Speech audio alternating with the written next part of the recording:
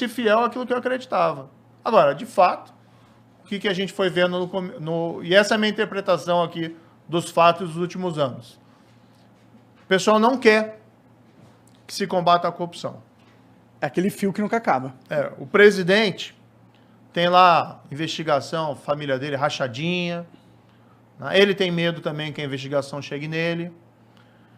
E daí ele chegou a partir de determinado momento do mandato dele e começou, olha, tem que enfraquecer o combate à corrupção. Como que ele comunicava isso? Porque, não, obviamente, que ele não falava. Se ele falasse isso pra mim... Não, mas como, ele não falava, obviamente. De que forma ele comunicava isso? Como o governo comunicava que era essa direção? Como você percebia que é essa direção que ele estava indo? O primeiro elemento que revelou isso foi quando teve aquela questão do COAF, né? O COAF é um órgão de inteligência de lavagem de dinheiro no Brasil e estava no Ministério da Justiça, no meu braço, alçada, vamos dizer assim, na minha alçada. A gente tinha melhorado o COAF, tinha aumentado o número de pessoas do COAF, isso é demonstrado numericamente, inclusive. E teve um movimento para tirar o COAF do Ministério da Justiça e colocar lá no Ministério da Economia. Ou seja, o COAF não podia ficar comigo. O que não faz nenhum sentido ficar na economia. Você vai dar para a polícia para os caras que tomam conta do dinheiro? Não fazia nenhum sentido tirar de mim, porque o pessoal tinha medo.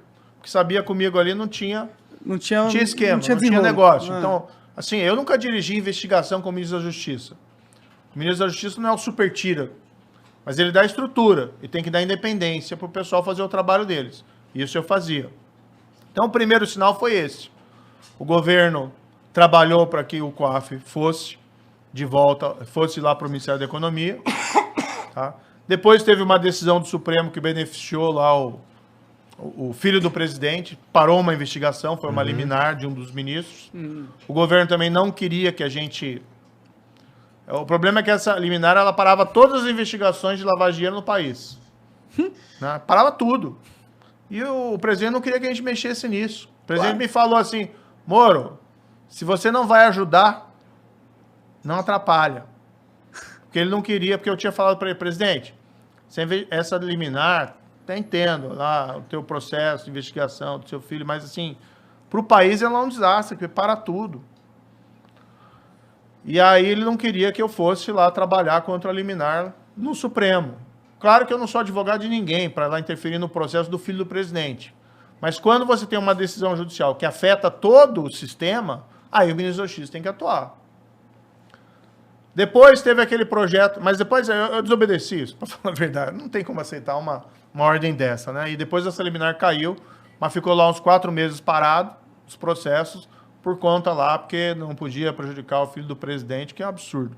O filho do presidente tem que responder o processo.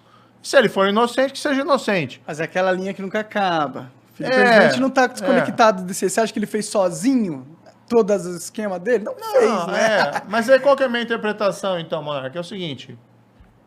Se você começa a enfraquecer o combate à corrupção, porque você não quer que ele avance sobre determinadas pessoas, na prática você vai enfraquecer ele para todo mundo.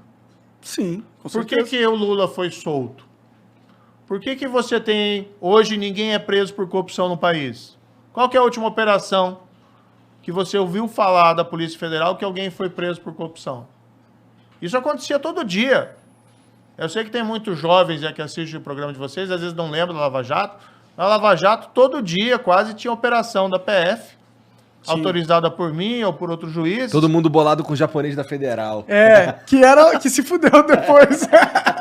Exatamente. Então você tinha lá o pessoal indo preso. E eu acho que isso não é assim, vingar, quer ver as pessoas humilhadas. Não. Você quer ver justiça. Você quer chegar pro teu filho lá na tua casa e falar, filho, roubar é errado. Se você fizer isso, você vai sofrer consequências. O que a gente está ensinando para os nossos filhos quando você vê o desmantelamento da Lava Jato, quando você vê o desmantelamento do combate à corrupção e quando você começa lá a perseguir juiz, procurador, porque eles ousaram se opor a esse sistema de corrupção? Que país que você está criando? Daí o pessoal, o Brasil não cresce porque o ministro da Economia toma a decisão errada, ou o combustível tal. Não, o país não cresce, sabe por quê? Porque a gente não aprendeu que instituições, democracia, lei tem que estar acima de todo mundo. Ou seja, você precisa dar um passo civilizatório. E aí as coisas começam a funcionar. Você começa a gerar confiança, você começa a ter a máquina se mexendo. As pessoas sabem que, por exemplo, se fizer alguma coisa errada, você vai ter as consequências. E aí você para de enganar os outros. Tanto você começa a confiar mais nas pessoas. Isso diminui o custo das transações. Vou colocar um exemplo aqui que eu acho bem legal. Eu fui morar nos Estados Unidos. Nos Estados Unidos, aluguei uma casa. Tá? Estava morando ali nos arredores de Washington, na capital. Não tem muro. A casa, né? Ninguém da vizinhança tem muro. Então, assim, é um outro patamar de segurança, porque as pessoas sabem, né, que você está seguro. Aqui você tem que morar em qualquer lugar, você tem que construir lá Você fica com medo. Você sai na rua, você tem medo que aconteça. Tem que pagar o guardinha da rua.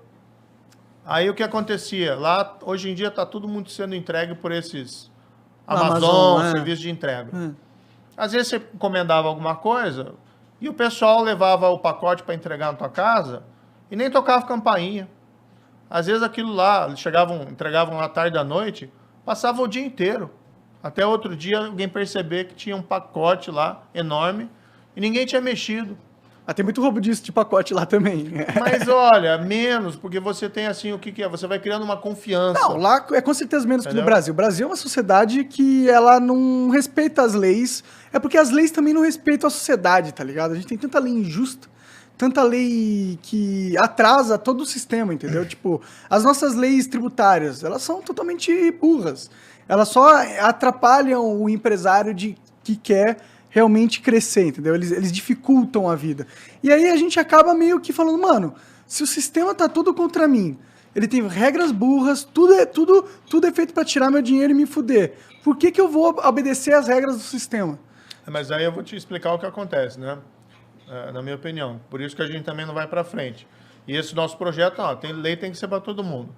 Então você tem um sistema de imposto que prejudica o empresário. Prejudica o trabalhador. A gente fica falando assim, por que não tem emprego, né? Vai contratar alguém com carteira... Se o empresário tá fudido, não vai empregar ninguém, né? Mas assim, vai contratar alguém com carteira assinada e você vê o quanto imposto tem que pagar, né? Parte vai para o trabalhador e parte... Você tem um gasto muito grande adicional, porque você quer fazer a coisa certa, você tem o imposto, mas tem que pagar enormemente. Sim. Tá? Mas aí sim, você tem um sistema de imposto que prejudica o empresário e o trabalhador. Tá? Diminui a produtividade da nossa economia. Tá? Impacta. Aí o que acontece? Bem, quando você tem os amigos certos, tá? Você consegue lá no Congresso, lobby, ou no presidente, lobby, você consegue uma exceção à regra. Todo mundo paga o imposto assim. Não. Mas tem os amigos do rei. Mas o amigo do rei paga menos porque ele está num regime de exceção. Ou o que acontece o cara não paga, tá?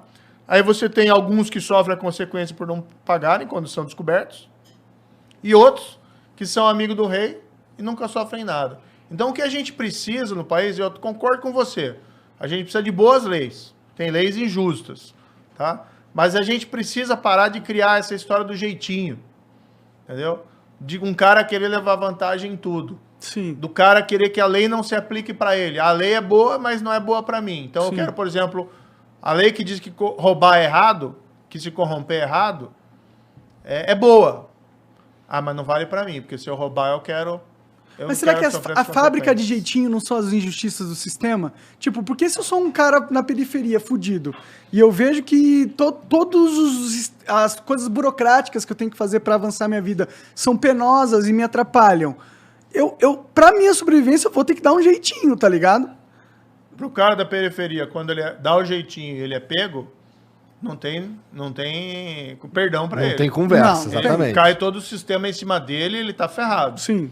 Agora, se você rouba a Petrobras, meu amigo... Aí tem jeitinho. Aí você tem um jeitinho. Aí você fique tranquilo, porque vão bater a mão na tua cabeça. Sim. E se forem atrás de você, depois vão atrás do juiz e do procurador. O que fode ainda mais a cabeça do cara na periferia, né? Que ele sabe que ele é injustiçado pelo sistema, né? Tipo, ele sabe que ele é visto como menos, tá ligado? Mas olha, se você tivesse uma situação em que a lei tá valendo para todos, seria certamente ótimo. Você teria lei mais justas. Então, seria menos injustiça. Mas a gente só vai ter uma lei valendo para todos quando a gente tiver leis justas, entendeu? Porque enquanto tiver uma lei injusta, o rico sempre vai tentar se safar e vai conseguir.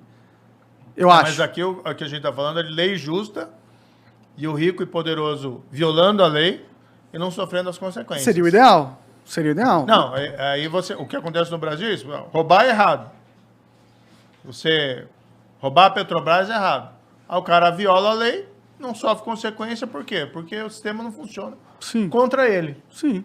É errado. Tem que ter tolerância zero. Tipo, aí a gente não tá falando daquele cara que tá burlando o sistema para sobreviver. Sim. A gente não tá falando do cara da periferia. E as pessoas sabem disso, né? Então, as pessoas muitas vezes falam, o que você acha desse negócio aí de anular as condenações de tanta gente que roubou? Como é que você explica isso? A culpa foi do juiz, do promotor ou do policial? Eles que erraram? Eles que cometeram os excessos? Não, meu amigo. O que está acontecendo é o seguinte. É aquilo que sempre te disseram. Que se você é rico e poderoso, você pode fazer o que você quer. Que você não sofre consequências. É verdade. Agora eu vou dizer assim, esse não é o país que eu quero. Sim. Esse é o país que os brasileiros não querem. Então a gente tem que mudar isso aí, entendeu? Por isso eu tô nessa jornada. E que foi uma jornada... O que você fez para se preparar a tomar essa decisão, assim, tipo... Porque eu acho que talvez tenha sido a decisão mais importante da tua vida. Talvez não, porque tem a Lava Jato, a construção, que é uma decisão muito importante, né? Mas como que você tomou essa decisão? O que você pesou? Tipo, quem que tá nessa com você? Obviamente, você não tá sozinho. Sim. Tipo, quem tá nessa com você? Como foi montar a campanha, entendeu? Porque você era juiz, não era político. Você não tem expertise em montar campanhas. Como que foi esse processo? Eu tô aprendendo. Eu considero essa jornada, né, além de uma oportunidade para mudar o país, para transformar o país para melhor, eu também vejo isso como uma chance de você, de um crescimento pessoal. Claro. Você vai aprender, você vai falar com as pessoas, você vai ouvir as pessoas, você vai, por exemplo, até mesmo aqui a gente está, né, conversando, é legal conhecer vocês, ouvir, ter a oportunidade de falar, de explicar o que você quer fazer. Você sai na rua, né, fala com as pessoas em geral. Você tem saído muito? Tenho, normal. Mas qual que é o rolê? Você faz rolê de campanha, tipo comício? Como que é? Rolê não. não é rolê, então não. Não, veja, a gente está em fase de pré-campanha. Tá? Então, assim, não tem comício, nada desse tipo. Entendi. Você, na verdade, o que a gente tem feito alguns eventos, conversar com as pessoas, às vezes falar alguma coisa, fazer exposição. Mas eu acho que nessa fase o principal é ouvir. Você encontrar o cara na esquina, você encontrar o cara na padaria. A gente passou aqui antes de vir aqui, comprei um misto quente aqui numa padaria aqui de São Paulo. As pessoas reconhecem, as pessoas devem conversar, o pessoal às vezes quer tirar foto também. É legal isso aí, sabe? Você conversar com as pessoas e você ouvir delas. E o que elas falam pra você? Assim, na média, assim. Olha, o que eu mais ouço é assim, não desista. Ninguém te xinga? É muito raro, viu? Muito francamente. É muito raro, muito raro. Às vezes acontece à distância, às vezes pegam desses militantes malucos e tal. Eu vi o negócio do aeroporto lá, que uma galera te seguiu te engano, aconteceu, né? Não, ali o que aconteceu? A gente foi pra Paraíba, né? Foi muito bem recebido na Paraíba. Aí quando desceu no aeroporto, tinha lá 2 gatos pingados. Entendi. Era uma mulher e um cara falando. Né? Tava cheio de gente lá, aplaudindo, gente vindo cumprimentar, para tirar foto, tinha 2 gatos pingados. Só que hoje assim, né? O cara pega um smartphone, coloca perto dele e fala, parece que tem né? Tinha 2 caras lá que... Assim, não tem problema, pode protestar. Você virou... cara, quando você vira candidato, fudeu, né? Cara, por que você fez isso, cara? Sério mesmo. Assim, porque, veja, lá no começo... Você falou várias vezes assim, porra, não quero, em política não vou me candidatar, não vou fazer nada disso, aí o caralho. Daí tu virou ministro, e eu entendo por que você virou ministro. Você acabou de explicar aqui, inclusive, por que você virou ministro e tudo mais. Mas, cara, agora você tá querendo entrar num jogo que... você vai me desculpar, mas tem gente... bem mais... Tem lobos muito mais... Tem gente muito mais filha da puta jogando. É um jogo diferente esse, cara. E assim, é um jogo que, além de colocar um alvo nas tuas costas, ele meio que... Eu sinto que ele descredibiliza um pouco o trabalho que tu fez. Tu não sente isso, cara? Eu acho que as pessoas têm que entender o seguinte. Se a gente... Se as pessoas...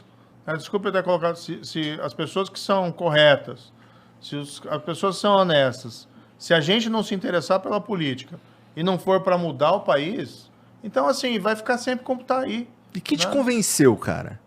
Quem chegou com essa ideia? Eu estava trabalhando no exterior, para ser muito franco para você, e fiquei olhando o Brasil. Aí você vê assim, puxa,